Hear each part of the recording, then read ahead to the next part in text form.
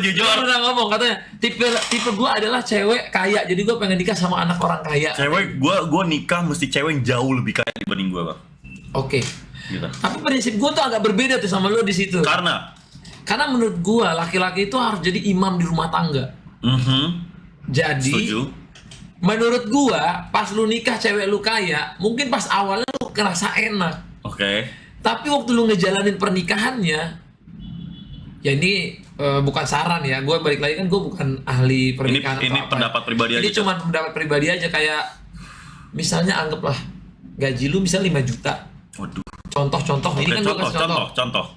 Gaji cewek lu 100 juta, lu gimana kira-kira di dalam rumah tangga? Gue tambah semangat ngelawaknya dan nyayangin dia kalau gue. Dan habis itu gue bakal bilang, tolong papa kamu kita DP dulu deh. Kita pakai DP mobil pakai nama papa kamu.